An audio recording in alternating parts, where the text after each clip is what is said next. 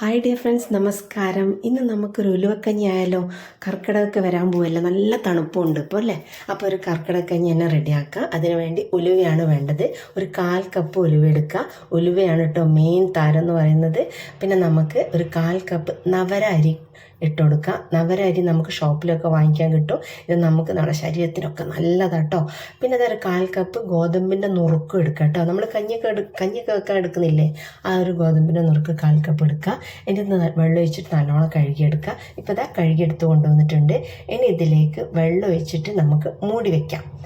ഒരു 2-2.5 കപ്പ് വെള്ളം ഒഴിച്ചാൽ മതി. പിന്നെ നിങ്ങൾക്ക് ഉലുവയ്ക്ക് കുറച്ച് വേവുള്ളതാണല്ലോ, അപ്പോൾ ഒരു 1/2 കപ്പും കൂടി കുക്കറിലേക്ക് ഇടുന്ന സമയത്ത് 1/2 കപ്പും കൂടി വെള്ളം ഒഴിച്ച് കൊടുക്കുക കേട്ടോ. ഇനി ഇത് മൂടി വയ്ക്കാം. ഇത് ഞാൻ രാവിലെയാണ് ഒക്കെ കഴുകി വെക്കുന്നത്, രാത്രിത്തേക്ക് വേണ്ടിയിട്ടോ. നിങ്ങൾ രാവിലേക്കാണെങ്കിൽ രാത്രി ഇതേപോലെ ഇട്ട് വെക്കുക കേട്ടോ. രാവിലെ റെഡിയാക്കുക. ഇപ്പോൾ ഇതാ കുക്കറിലേക്ക് ആ വെള്ളത്തോട് കൂടി തന്നെ, വെള്ളം കളയാൻ പാടില്ല കേട്ടോ, ആ വെള്ളത്തോട് കൂടി തന്നെ കുക്കറിലേക്ക് അങ്ങ് ഇട്ട് കൊടുക്കാം. ഇനി ഇതിലേക്ക് ഒരു 1/4 ടീസ്പൂണ് നമ്മൾ കറുത്ത എള്ളുണ്ടല്ലോ അത് ചേർത്ത് കൊടുക്കുക. പിന്നെ ഒരു 1/4 കപ്പ് ഞാൻ തേങ്ങ ചുരണ്ടിയത് ചേർത്ത് കൊടുക്കുന്നുണ്ട് കേട്ടോ. അത് തേങ്ങയ്ക്ക് നിങ്ങൾക്ക് 1 കപ്പൊക്കെ ചേർത്ത് കൊടുക്കുക കേട്ടോ, ടേസ്റ്റ് നല്ലതായിരിക്കും. ഇനി ഇത് മൂടി വെച്ചിട്ട് ഒരു 3 വിസിൽ വരുന്നവരെ വേവിച്ചെടുക്കാം. അപ്പോൾ വേവ് തുറന്ന് നോക്കിയിട്ട് വേവ് കുറവാണെങ്കിൽ ഒരു 2 വിസിലും കൂടി കൊടുക്കാം കേട്ടോ.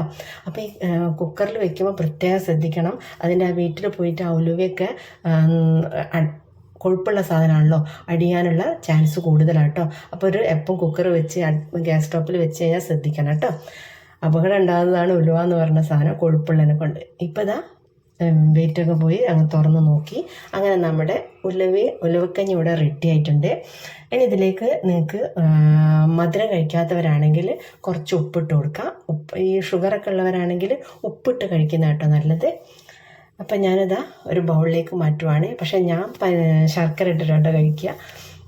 ഷുഗർ ഇല്ലെങ്കിൽ നമുക്ക് ശർക്കര ഇട്ടിട്ടൊക്കെ കഴിക്കാം. ഈ ഉലുവ എന്ന് പറഞ്ഞാൽ കയ്പുള്ള സാധനമാണല്ലോ, അപ്പോൾ ആ ശർക്കരയൊക്കെ ചേർക്കുമ്പോൾ നല്ല ടേസ്റ്റാണ് കേട്ടോ.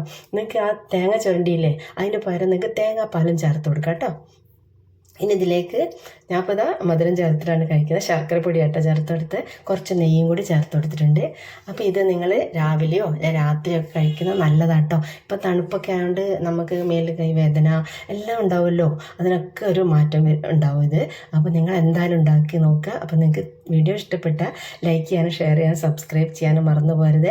അടിപൊളിയാണ്, നിങ്ങൾക്ക് ചെറുപ്പം എപ്പം നിലനിർത്താനൊക്കെ നല്ലതാട്ടോ ഇത്. അപ്പോൾ അടുത്തൊരു വീഡിയോ ആയിട്ട് വരുന്നവരേക്കും താങ്ക് യു.